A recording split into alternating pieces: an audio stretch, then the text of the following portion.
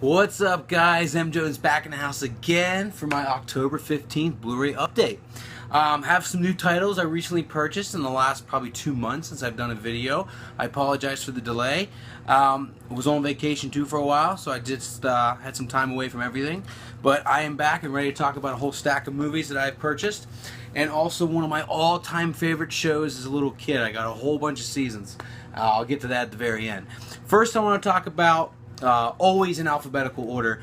First movie I got, I don't really know why I got this. I think it was because it was a buy two get one free, and this is the one I took that was free.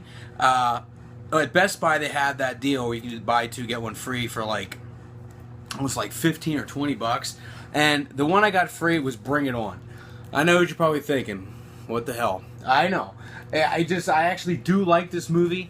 I actually thought it was pretty funny. It has all of the teenage cliches, especially teenage love, and you know, some of my favorite parts are that guy that came to do the spirit fingers, which was absolutely hysterical and a great scene. And I had a huge crush on Kirsten Dunst when I was younger in high school and middle school, so I had to get this. It was free. The other movies I could have picked from I already own, or I just really did not like whatsoever. So I had to go with this one. So judge if you will, it's fine.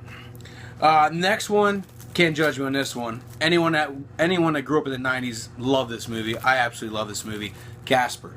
Loved Casper. This movie I remember came out when I was probably 9 or 10, and maybe 9 or 10, and I just thought this was the greatest movie. I loved the ghosts. I loved Casper. I loved like his, you know, all the other guys in the movie that were that were living with him, and I just thought they were hysterical.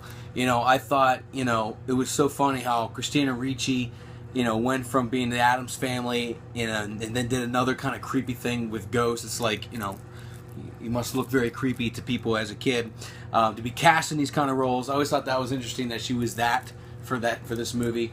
I thought it was pretty cool that Devon Sawa was the boy Casper. I've always enjoyed Bill Pullman. Always thought he was great in movies.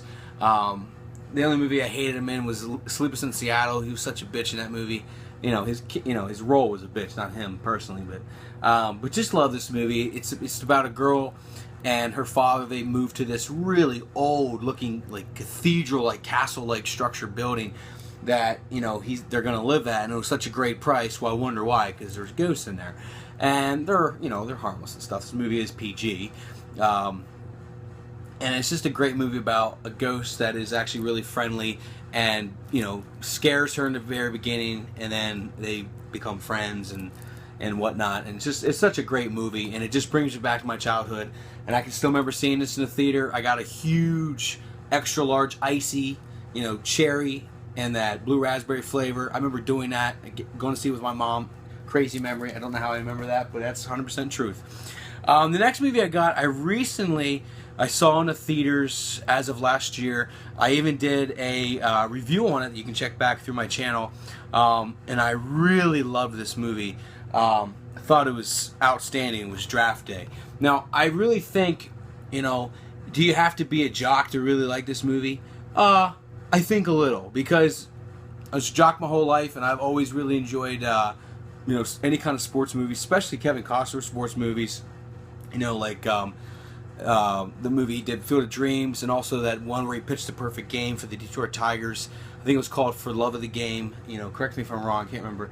And he's always good in baseball movies. Well, this is a football movie he's in, and he's the GM for the Cleveland Browns, and he has the first pick for the NFL draft. And it kind of showed everything that goes through a general manager's day, the day of the NFL draft, and it's nothing but just mayhem, and it's all strategy and how to get like better picks for the next year following, and how to do all the trades and swindle, you know, all through that. And I really love this movie. I mean, it helped that I love sports. So I think, is this movie for everybody? I would probably say no, but Kevin Costner brings you into the movie where I think maybe you could get by if you don't really care for sports. But it absolutely helps if you love football, because this movie was fantastic if you love football. I really recommend this movie. Loved it. Thought it was excellent. The next one, along with Casper, you know, I saw this when I was a kid, probably the same age around Casper, and a lot of people thought it was not that good. You know, it got a lot of love from like McDonald's for trying to sponsor the movie and get it promoted. You know, the Flintstones. You know, I even had the soundtrack to this movie because the B-52s did this. Excuse me. Did most of the songs for this movie, and I thought, you know, they're weird enough, and I thought they were perfect for the Flintstones for making a soundtrack. But I just love John Goodman. You know, I thought Elizabeth Perkins is good. She's always good. She was good and big. You know, Rosie O'Donnell, I'm okay. But the fact that Rick Moranis is in it, any Rick Moranis sighting for me, I'm a happy guy. I love Rick Moranis. I never understood why he got away from movies. You know, if he burnt out, thought he couldn't do it no more, I thought he was wrong. I thought he was great. He always played a stooge or a nerd or kind of a geek, but he was always a good guy, and you always loved him, like in Little Giants. Love him in Little Giants and Ghostbusters and that movie Big Bully of Tom Arnold. You know, that's a classic too, if you can find that. And he was great in this too as Barney, you know, Fred's sidekick. Fred was John Goodman. You know, John Goodman was perfect for this role. He was just flat out perfect. They couldn't pick a better Fred at the time of this movie being made back in '94. I love the bad guy was Kyle MacLachlan. You know, the same guy that was in Showgirls, and he's always been that kind of greasy, like you know, kind of like dirtbag kind of guy, and he's always good at that role. So I really thought that was a great cast, and I love the young Halle Berry. Oh gosh, she's hot. She's still a fox. And she looks so sexy in this movie. You can see right here. Look at, can you see that? Oh, little belly. Oh, love her. Love Halle Berry. Still love her. And she was smoking hot in this movie. And she was a little devious. I like that. But this is a great movie. Definitely one for the family to watch. You know, if you watch the making of this movie, they spent a ton of money to get everything the way it was, because they try to take it back to, like, you know, how they were back in what they called Bedrock. So it was just a great movie, and I really liked it. Okay, the next two I want to talk about were two movies I loved as a kid, like Casper and Flintstones, that I had to sneak to watch because they were rated R.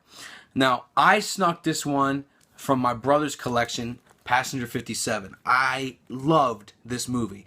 And I think I love this so much because I remember seeing Major League. Wesley Snipes was in Major League, and I thought he was awesome in that. And then I saw him as like a badass in this movie. I just loved Wesley Snipes when I was a kid. I loved all Wesley Snipes movies when I was a kid. You know, even Money Train. That movie was shit, but he was okay in it. But this movie it's a nail-biting adventure. It really is a good movie. It's basically, this guy is kind of like a U.S. Marshal, if you want to say, and he kind of just, he goes on a plane, and there's a bad guy, and, you know, the bad guy's name is Rain, and I always thought it was interesting because the guy's real name is Bruce Payne. It's like, you know, it's pretty coincidental. You know, he plays a guy that, you know, I always remember his name too. His name's John Cutter. I always thought that was a cool name. And he has to stop this guy from taking over the plane and wanting money, and he has other bad guys on the plane, and possibly a bad girl who's smoking hot. You'll find out if you watch it. And it's just a great movie for action. You know, there's a lot of killings. There's a lot of just cliches to action movies, but it's great fun just to eat some popcorn and just spend the next hour and 45 minutes watching this. It's not a bad flick. It's very cliched, but I really did like it as a kid, and I am excited to watch it. I haven't even opened it yet to watch it again and see it as an adult, because I haven't seen this movie in probably 10, 15 years. So I'm really excited to open that up and watch it and review it. Now, this was another one I was so jazzed up to find on Amazon, but I did some research, and I found out also, from the help of a friend, my man Steggs Jr., that this movie was not released in America. It was released in the UK. Sudden Death, 1995, action-adventure starring Jean-Claude Van Damme and Powers Booth.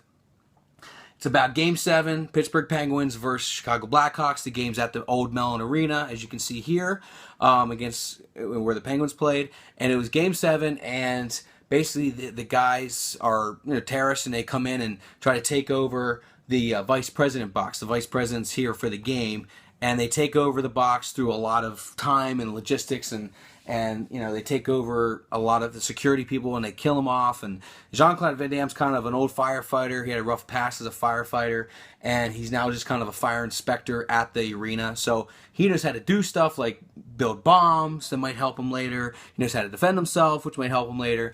And the thing is, though, he has 2 little kids at the game too that he took with him from a marriage that is now divorced. So this was a great movie for just the action. It is a lot of action. I looked on IMDb.com, and the body count's 36. For 36 deaths to happen at a hockey game is rather interesting. And you'll also notice that the name sudden death is kind of ironic for how the movie's supposed to be with the plot, and you'll see why that is if you watch it. But if you don't have this movie, don't shy away from getting it, because I know it's a UK movie, but it works on Blu-ray players in the States, so it's not like you're getting a movie that won't work. I was so fired up to find this movie, and what I found out what happened was Amazon bought a bunch of these discs here from the UK, and they shipped them over to Amazon, and then they sold them off Amazon. So Amazon sold them off of their own site to make the money they spent for them. So that's awesome, because this movie, if this wasn't released Blu-ray, I'd be pissed, because I always loved this movie. And Jean-Claude Van Damme's not that annoying in this, so that's always nice too. So check this out. Awesome flick. Loved it. I watched this movie. I wouldn't say it's a movie. It's probably more of an hour show. But it was on, I think more towards last Halloween of 2013, was the Pixar and Disney's Toy Story of Terror. Now, I had to get this because mainly I have the whole collection of Toy Story 1, 2, and 3. And I just had to get it. I don't know. I thought it was pretty good. I really enjoyed it. I always consider the first movie the best of all time, and I thought the third movie was way better than the second. The second one really wasn't for me. And I actually kind of like this more than Toy Story 2, which is crazy, but I did.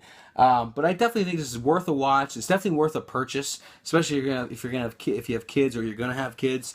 I know someday I'm gonna really appreciate buying these now, while they're not too expensive and they're able to still buy, because I know my kids are gonna probably enjoy it. So had to get this just because I love the whole Toy Story, the whole Toy Story collection. So great flick. So the next thing I found this by accident at the real cheap $3 bin of just DVDs. And I know this is a Blu-ray update, I know, but I had to get this just because I have never seen this in order the way they are. I got Teenage Mutant Ninja Turtles, all of the volumes from season 1 all the way up to season 10. Now, this is the show that was when I was a real little boy. This show started in like 1987. I'll just do them one at a time. So it's like that. So I got this from the big bin at Best Buy, and the movies were all like about $3. So I only spent, how many I bought? I only spent almost about $25 to $30 on it. Such a great buy, just because these were the shows and episodes that were out in like 87 to like 93, I believe, or 94, and I watched these like it was my job. And I remember as a little kid, I watched these movies non-stop. I watched these movies all the time when I was probably my God, like 4. I don't know. In 87, I was 2. I remember watching the show when I was about 3 to like 6 years old, and I had to watch it every morning when I was a little kid. I would get up from I remember my little baby room. I had a little kid room, and I would always run over to my parents' room and put on Channel 7. I don't know how I remember that, but I do. It was Channel 7, and I would watch all the episodes. I loved the theme song. I thought it was a great theme song. I loved the video for the theme, and I just always thought the foot soldiers looked really cool. And I loved Bebop and Rocksteady. If you don't know who Bebop and Rocksteady are, absolutely shame on you. But I'll show you because I'm trying to be nice. But there's Bebop right there. And absolutely love Bebop and Rocksteady, and they were absolutely so cool. And I was so excited to find these for so cheap. I have not watched any of them yet, but I'm very excited to get back into it and watch them all over again, just because I just love that show, and it reminds me of being a kid. So I had to pick it up. But anyway, thank you for watching, and always appreciate that you subscribed and you continue to watch. I will also have some updates from my vacation. I was away in Florida for almost 2 weeks, and I watched a lot of movies down there because it was raining most of the time. So usually nighttime, my girlfriend and I, we went and watched movies at the theater. So I have some movies in theater reviews coming up real soon. So make sure you check back. Until then, you take it easy and bye.